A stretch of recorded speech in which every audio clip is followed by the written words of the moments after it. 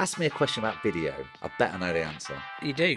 Do I? All right. How long should they be? What, a video? Well, obviously, you just said ask me a question about video, so I've asked you a question about video.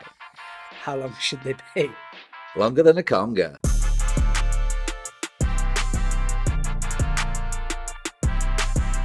Basically, the stats that YouTube provide back up that unless it's a how-to video or like a half an hour seminar that's longer than some bite-sized content or a promotional video, the drop-off in terms of viewership figures after 2 minutes really sort of went off a cliff. Is that for, what's it for though? So say if we made a business profile. But for me, right, your average Netflix program or your average like HBO series, right?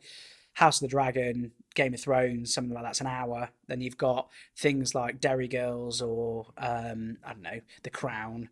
You know, they're usually sort of 30 to 40 minutes, right? So how come people will watch those, and why would they not spend that much time watching your other video content? You've not made enough video for you to be known to them, so they're not invested in you already. I guess it's probably not as interesting to them either. Yeah, I mean, but what if it is interesting? If it is interesting, I mean, we got a friend, his best performing videos 34 minutes, I think, on YouTube. Now, that would be classed as long form content nowadays. But, I mean, when you think that Facebook just released a few months ago, the perfect length of video for their platform, 6 to 12 seconds. Yeah. Now, that feels as a film producer tying my hands. But what they're actually meaning is it's for the bite-sized generation. Do you think that's because it's for people who've not engaged with you before? So I always say, when people ask me this question, you know, how long should my videos be? And I say, well, it depends on who's watching them, right? So if you've got people who've never engaged with your brand or you as a business or you as a business person before, and you're trying to catch them in that sort of social media scroll, then you want to go quick fire. Right? Yeah, you want to get them within 10, 15 get seconds. To the point. 30 seconds. Yeah, great. yeah. But when you're thinking about things that are of interest to people, like say, for example, hopefully people, you know, will watch 3 or 4 minutes or maybe 5 minutes or maybe 6 minutes, maybe 10 minutes. Depends on whether it's interesting to them, right? And we will never know, really. You can look at the metrics, but you never really know, right? Unless we get fangirls and boys going, oh my God, maybe. you're the guys of the show. Yeah, but but realistically, I think it's, when I get asked that question, it's, well, where are you putting it? You know, if you're going to put it on Facebook and you're trying to catch people who've never seen you, then 30 seconds. If you're going to bang it on TikTok and it's like something that's super viral or trying to go viral or whatever, 15 seconds, great. That stat from Facebook, super relevant. Yes. But if you're going to make a business profile or you're going to get a testimonial from a client or you're going to use something that's social proof to reinforce your business from somewhere else, then I think at that point, you sort of lose that need to be super curt. Am I wrong? No, yeah, because say imagine you landed on my homepage and you're looking to buy my service or my product, and there's a nice curt 2-minute video there, maybe even 3 minutes. Like, let's face it, 3 minutes is not a long time. No. Like, it feels a long time though. It can feel a long time, and that's where creating an engaging video with emotion and maybe part education in there works really well, because it will keep your viewer for longer. So, yeah. But also, I mean, one of the longest videos I've watched in recent times is upon leaving the house last year sometime, the missus and the little one went out. And as she went out, she snapped the Yale key in the door. I remember that, And so I'm now ringing you to say, I'm going to be a little bit late for work because the key's stuck in the door. But he's always late for work. A little bit. I mean, it's your business. It's my business. You're never late. I think that's why I started a business, so I could never be late. Yeah.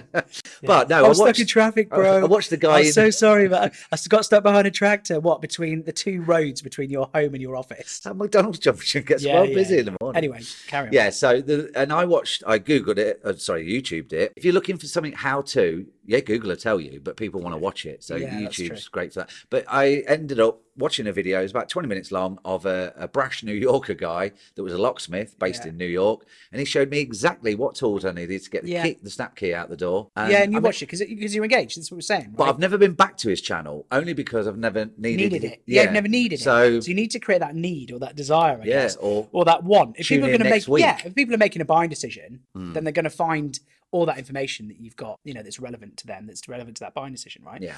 It's about purpose, and where it's going to live, and then that should dictate your length. And if you're making it for the person who you really want to see it, then chances are they're engaged with you already, or engaged in the thing you sell, the subject you're talking about. So you'll create automatic engagement. Like, I'm not going to ever go and watch a behind the scenes of a Star Wars movie video. I love film, but then I'd probably watch an half an hour video on, sort of redeveloping or redesigning a pair of sneakers, because that's of interest to me. Not that I've ever done it, but I'd love to. So if you sit down with a proper production company, they might charge you 100, 200 quid for thinking time. Ideation, it's called. But that should be a chargeable thing, because you're plumbing someone's if you don't know ideas, what video to make and you're looking for a steer or a guide or a complete storyboard from scratch, then you've got to pay for that, concept or that privilege.